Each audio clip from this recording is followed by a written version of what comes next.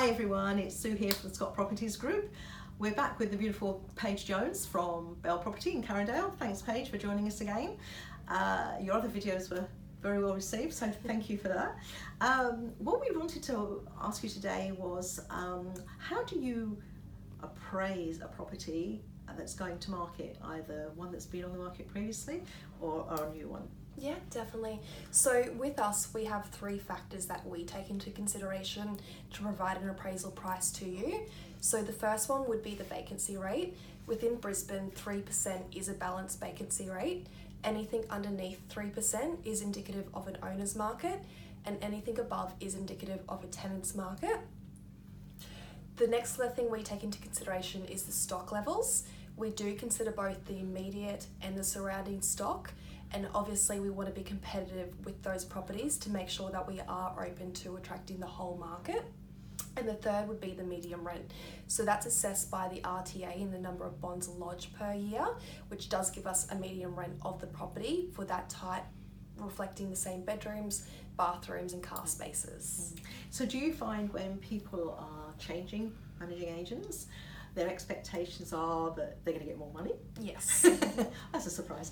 Yes. It's as if it's a given, and obviously I don't believe that probably is a given at all, because you obviously have to do your due diligence and all the work that goes with it. So how do you kind of get over that? Do you obviously explain in more detail how you arrive at the figure that you've given them? Exactly. So supporting evidence a lot of the time. So we do have a look at what is being achieved on RP data, and that's the results that have actually been achieved within the rental market.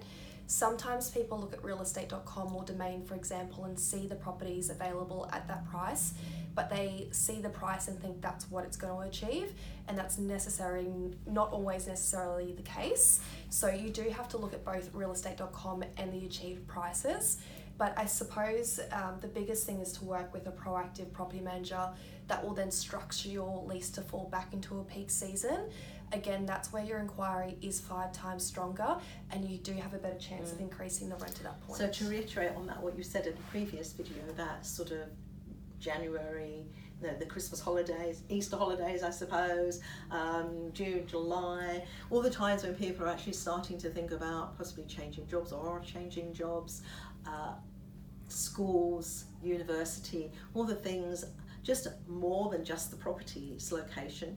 So it's really good to know that they're the key months. So if you're purchasing an investment property, I'm not suggesting for 1 minute that you let it sit there and don't rent it, but to be aware of those key times is probably quite a good way for you to establish when would be a good time to purchase, so that you don't have a lot of dead time. Because the biggest problem with any investment property is that to get 100%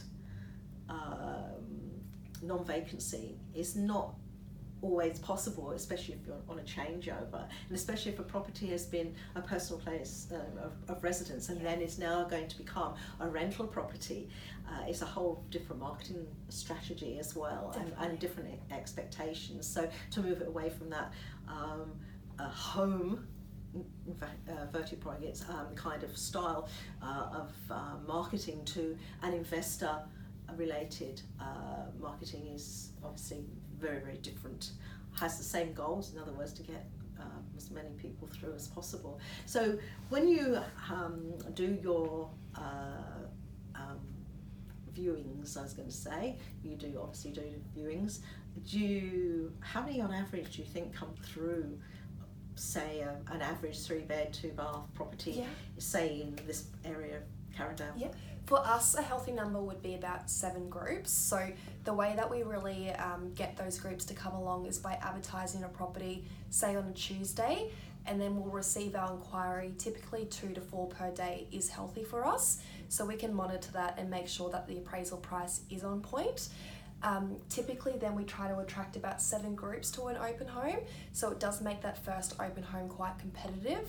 Legally we can't ask for a higher rent increase, but if they do see the competition, tenants sometimes do want to secure properties at higher prices, especially if you have the necessary items in a house or a home that attracts and the location. Exactly. Especially if, for example, on the coast, the sunny coast with the university, premium rent there for not always the most magnificent of properties, the owners are doing very well out of it.